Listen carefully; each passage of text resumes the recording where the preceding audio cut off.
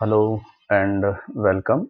I am Dr. Rohitashwa Chaudhary, Associate Professor in Botany, Government Dunga College, Bikaner. In this presentation, I will explain some more physical force theories to explain mechanism of ascent of SAP. इस प्रस्तुतिकरण में मैं कुछ और भौतिक बल सिद्धांतों के बारे में बात करूंगा जो रसायन को समझाने के लिए प्रस्तुत किए गए थे। इससे पूर्व के वीडियो में मैंने वायुमंडलीय दाब सिद्धांत के बारे में बात की थी और अंतःचूषण सिद्धांत के बारे में बात की थी। इस प्रस्तुतिकरण में मैं कैपिलरी फोर्स थ्योरी केशिका बल सिद्धांत और चेन थ्योरी श्रृंखला सिद्धांत के बारे में चर्चा करूंगा।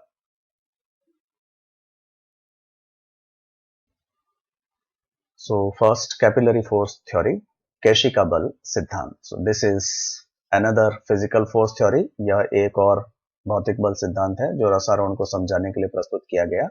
This theory was proposed by Bohm in 1863। यह सिद्धांत 1863 में बोहेम नामक वैज्ञानिक के द्वारा प्रस्तुत किया गया। In plants, the xylem vessels are placed one above the other, forming a sort of continuous channel which can be compared with long capillary tubes। पादपों में जो जाइलम वाहिकाएं होती हैं वह एक दूसरे के ऊपर रखी हुई होती है और एक दूसरे के ऊपर रखी हुई होने के कारण और उनमें एंड वॉल्स की अनुपस्थिति के कारण, उनमें सिरों की भित्तियां अनुपस्थित होने के कारण जब यह वाहिका एक दूसरे के ऊपर एक व्यवस्थित होती है तो यह एक लंबा सतत चैनल निर्मित करती है जो कि एक लंबी केशिका नलिका से जिसकी तुलना की जा सकती है। तो यह आप अपने पूर्व की कक्षाओं में जब एनाटॉमी में पढ़ चुके होंगे कि वेसल एलिमेंट्स जो होते हैं उनमें एंड वॉल्स अनुपस्थित होती हैं, अंतिम भित्तियां या सिरों की भित्तियां अनुपस्थित होती हैं। तो इस कारण से यदि इन वेसल एलिमेंट्स को वाहिका तत्वों को एक के ऊपर एक यदि व्यवस्थित कर दिया जाए तो यह लंबी नलिकाओं का निर्माण करती हैं जिनको हम वेसल्स या वाहिकाएं कहते हैं और यह वाहिकाएं लंबी केशिका नलिकाओं के रूप में कार्य कर सकती हैं। These vessels can act as long capillary tubes। Thus, it was thought that water ascends in these long xylem vessels by capillary force in the same manner as water rises in capillaries।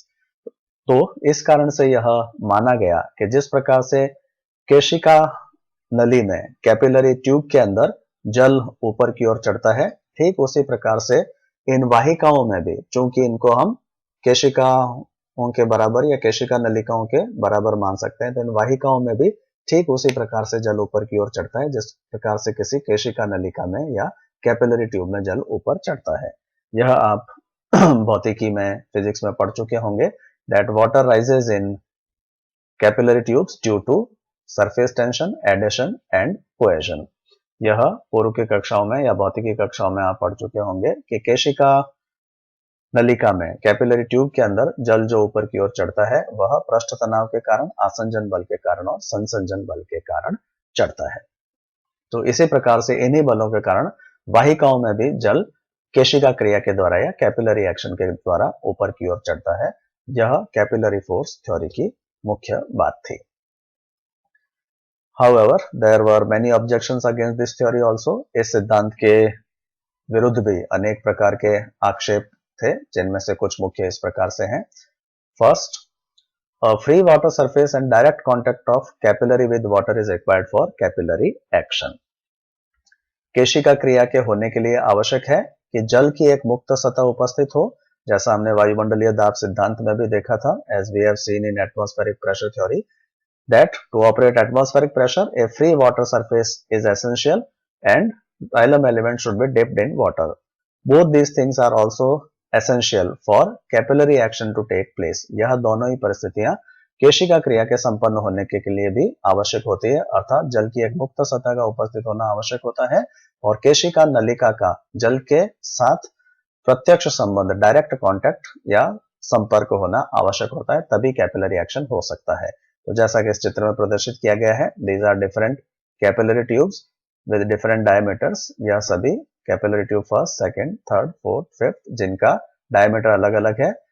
To the left, narrowest capillary tube is present, and as we move towards right side, then diameter of capillary tubes increases।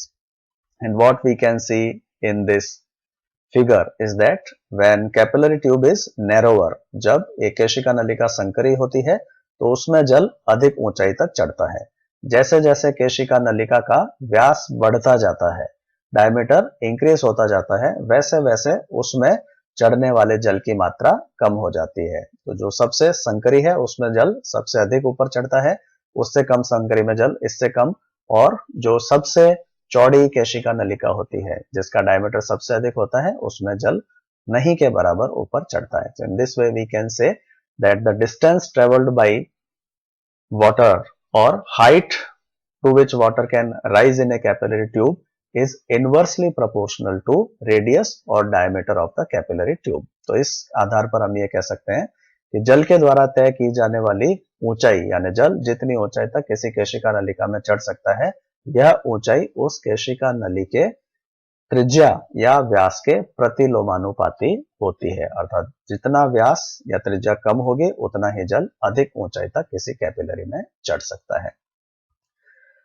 Both these conditions are not found in plants. That is, neither the xylem elements are dipped directly in water, nor there is a free water surface present in which xylem elements or vessel elements are dipped। अर्थात यह दोनों ही परिस्थितियां, जल की मुक्त सतह का होना और वाहिका तत्वों का सीधा जल की सतह में डूबा होना, ये दोनों ही परिस्थितियां पादपों में नहीं पाई जाती। इस कारण से हम ये मान सकते हैं कि कैपिलरी एक्शन पादपों में या जाइलम वाहिकाओं में, जाइलम एलिमेंट्स में ऑपरेट नहीं कर सकता और इस सिद्धांत को स्वीकार नहीं किया जा सकता। No free water surface below xylem elements is present in plants and xylem elements are not in direct contact with soil water, therefore capillary action can not operate और capillary action can not take place. So therefore this theory was rejected. Then even if capillary action takes place, यदि capillary action होता भी है, then the magnitude of capillary force is very insignificant and can raise water in xylem vessels only up to a height of 1 meter। यदि केशिका बल कार्य भी करता है तो इसके द्वारा जो जल रसारोहित होगा उसकी मात्रा अत्यंत कम होगी और इसके द्वारा जल जाइलम वाहिकाओं में केवल 1 मीटर की ही ऊंचाई तक चढ़ सकता है। जाइलम वाहिकाओं का व्यास लगभग एवरेज औसत व्यास जो होता है वह 0.03 मिलीमीटर होता है। The average diameter of xylem elements और वेसल एलिमेंट्स और vessels is 0.03 millimeter। So in these xylem vessels having diameter of 0.03 millimeter, water can rise only up to a height of 1 meter। Capillary क्रिया के द्वारा, केशिका क्रिया के द्वारा जल केवल 1 मीटर की ऊंचाई तक ही चढ़ सकता है। तो केवल कुछ शाकीय पौधों पे हर्बेशियस प्लांट्स में कैपिलरी एक्शन से जल कुछ ऊंचाई तक चढ़ सकता है, लेकिन अधिकांश पादप जो होते हैं वो 1 मीटर से अधिक ऊंचाई के होते हैं, इसलिए इन पादपों में केशिका क्रिया के द्वारा रसारोहण की क्रिया होनी संभव नहीं होगी। Then next objection, the wood consists of broader elements in spring when there is higher requirement of water due to the development of new leaves and of narrower elements in autumn when water requirement is less। यदि हम पादप की would का अध्ययन करें, काष्ठ का अध्ययन करें जो कि जाइलम तत्वों के द्वारा निर्मित होती है, जाइलम वाहिका और वाहिनिकाओं से निर्मित होती है। तो this wood that is xylem और plant consist of broader elements in spring. तो यह काष्ठ या जाइलम बसंत ऋतु में चौड़ी वाहिकाओं के द्वारा निर्मित होता है, जबकि पादप को उस समय जल की आवश्यकता अधिक होती है। यानी पादप को जब जल की आवश्यकता अधिक होती है तो उस वक्त जाइलम में चौड़ी वाहिकाओं का निर्माण होता है, और पतझड़ में, ऑटम में जब पादप को जल की आवश्यकता कम होती है तो उस समय पादप के द्वारा जाइलम में संकरी वाहिकाओं का, संकरे जाइलम तत्वों का निर्माण किया जाता है। तो इस आधार पर हम ये कह सकते हैं कि पादप को जब जल के अधिक रसारोहण की आवश्यकता होती है तो पादप के जाइलम में चौड़ी वाहिकाएं, अधिक डायमीटर वाली वाहिकाओं का निर्माण होता है। पादप को जब जल की आवश्यकता कम होती है पतझड़ की ऋतु में, तो उस वक्त जल की आवश्यकता कम होने के कारण पादप के द्वारा ऐसे जाइलम तत्वों का निर्माण किया जाता है जो कि संकरे होते हैं। So we can say that more water is carried by broader xylem elements than narrower elements, which cannot be explained by capillarity, as narrower capillaries carry water to a higher distance than broader ones। तो इस आधार पर, यानी इस तथ्य के आधार पर कि जब अधिक जल की आवश्यकता होती है रसारोहण की तो चौड़ी वाहिकाओं का निर्माण होता है, तो हम ये कह सकते हैं कि जो चौड़े जाइलम तत्व होते हैं, चौड़ी वाहिकाएं होती है, उनके द्वारा अधिक जल का रसारोहण पादपों में किया जा सकता है, और जो संकरी वाहिकाएं होती है उनके द्वारा कम जल का रसारोहण किया जाता है, क्योंकि संकरी वाहिकाओं का निर्माण तब होता है जब पादप को जल की आवश्यकता कम होती है और जल का रसारोहण कम होता है। तो यह जो तथ्य है इसको केशिका क्रिया के द्वारा नहीं समझाया जा सकता। This fact can not be explained by capillarity, because according to capillary action or according to capillarity, the narrower capillaries will carry more water or will carry water to a higher distance than broader ones, because as I have discussed in earlier slide that diameter or radius of capillary is inversely proportional to height to which water can be translocated or height to which water can rise। जैसा कि पूर्व की slide में मैंने प्रदर्शित किया था कि यदि केशिका का व्यास कम होगा तो जल अधिक ऊंचाई तक रसारोहित किया जा सकता है, जल अधिक ऊंचाई तक चढ़ सकता है। जबकि पादपों में जो वास्तव में स्थिति देखने को मिलती है वो यह है कि जब जल अधिक मात्रा में रसारोहण करना होता है तो चौड़ी वाहिकाओं का निर्माण होता है। यदि केशिका क्रिया के द्वारा यह होना होता तो ऐसी स्थिति में संकरी वाहिकाएं बननी चाहिए थी, जो कि पादपों में नहीं होती। और इसी प्रकार से जब जल के रसारोहण की कम आवश्यकता होती है तो उस वक्त पादप के द्वारा वस्तुतः संकरी वाहिकाओं का निर्माण किया जाता है, लेकिन कैपिलरिटी के अनुसार यदि जल को कम ऊंचाई तक जाना है या कम रसारोहण होना है तो उस वक्त वस्तुतः चौड़ी वाहिकाएं निर्मित होनी चाहिए। तो चूंकि कैपिलरिटी के द्वारा जो जल का रसारोहण किया जाता है वह पादप में जो वास्तव में व्यास या डायमीटर या रेडियस जाइलम तत्वों का पाया जाता है उसको एक्सप्लेन नहीं कर सकता, इस कारण से केशिका क्रिया को नहीं माना जा सकता। As rise of water due to capillarity is inversely proportional to diameter or radius of capillary, the taller plants should have narrower vessels as compared to shorter plants, but the situation is exactly opposite in plants। तो इसके अलावा plants की height के साथ भी इस संबंध को हम देख सकते हैं, जैसा कि बात कर चुका हूं कि rise of water due to capillarity is inversely proportional to diameter or radius of capillary। किसी भी केशिका में जल जो ऊंचाई तय करेगा वह उस कैपिलरी या केशिका के त्रिज्या या व्यास के प्रतिलोमानुपाती होगी। अर्थात जितना पादप अधिक ऊंचा होता है उतना ही यदि कैपिलरिटी के द्वारा जल चढ़ता है तो उसमें संकरी वाहिकाओं का निर्माण होना चाहिए। जितना प्लांट लंबा होगा उसमें उतनी ही संकरी वाहिकाएं होनी चाहिए यदि कैपिलरिटी कार्य करती है, लेकिन वास्तव में पादपों में उल्टा देखने को मिलता है। अर्थात पादप जितना अधिक लंबा होता है उतना ही उसमें वाहिकाओं की चौड़ाई अधिक होती है, जिसको कि केशिका क्रिया के द्वारा नहीं समझाया जा सकता। So this is another reason for which this capillary reaction theory has been rejected। तो यह एक अन्य कारण था जिस कारण से केशिका क्रिया सिद्धांत को या केशिका बल सिद्धांत को स्वीकार नहीं किया जा सकता था। Then another objection was that vessels are not found in gymnosperms। अनावृत बीजी पादपों में जिम्नोस्पर्म पादपों में वाहिकाएं नहीं पाई जाती है। And the tracheids cannot form long capillaries due to presence of end walls in them।